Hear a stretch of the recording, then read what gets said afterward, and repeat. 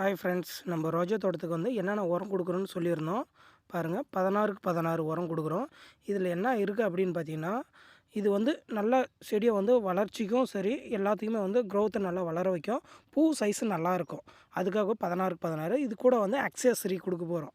இந்த அக்சஸரி என்ன பண்ணோம் அப்படின்னா, பூவுடைய வெயிட்டும் அது காம்பு வந்து லென்த் பண்ணுறதுக்காக இந்த அக்சஸரியை நம்மளுக்கு வந்து கொடுக்கும். இந்த 2 உரத்தையும் நம்ம என்ன பண்ண போகிறோம் அப்படின்னா, மிங்கிள் பண்ணி நம்ம கொடுக்க போகிறோம். இந்த 2 உரமும் வந்து காமனாக வந்து நம்ம என்ன பண்ண போகிறோம் அப்படின்னா, ஒன்றா வந்து மிக்ஸ் பண்ண போகிறோம். இதில் வந்து 2மே மிக்ஸ் பண்ணி கொடுத்தோம் அப்படின்னா, இது வந்து டக்குனு வந்து தண்ணியில் வந்து கரையக்கூடிய உரங்க.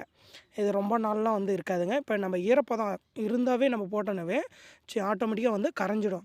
அதுக்காக நம்ம என்ன பண்ணுறோம் அப்படின்னா, 2 உரமும் வந்து மிக்ஸ் பண்ணுறோம். மிக்ஸ் பண்ணிவிட்டு அதை வந்து செடியாண்ட நம்ம எப்படி கொடுக்கணும் அப்படின்றத வந்து நான் அடுத்து நெக்ஸ்ட் வீடியோவில் கொடுக்குறேங்க. பாருங்கள், அக்சஸரி பார்த்தீங்க அப்படின்னா, அது வந்து டார்க்காக வந்து ஒரு மர கலர் மாதிரி இருக்கும். அது 16க்கு 16 பார்த்தீங்கன்னா ஒயிட் கலராக இருக்கும். அது வந்து சின்ன சின்னதாக இருக்கும். இந்த அக்சஸரியில் என்ன இருக்கும் அப்படின்னா, டிஏபியோடைய கண்டென்ட்டும் இருக்கும். டிஏபி வந்து எப்படி மெதுவாக வேலை செய்யுமோ அந்த மாதிரி வந்து அக்சஸரி நம்மளுக்கு வந்து எடுத்து கொடுக்கும். 16க்கு 16 என்ன ஆகும் அப்படின்னா, டக்குன்னு நம்மளுக்கு ரிசல்ட்டை கொடுக்கும். 4 இல்லைனா 5 டேஸில் வந்து நம்மளுக்கு ரிசல்ட்டை கொடுக்கும். இது ஏன் கொடுக்குறோம்?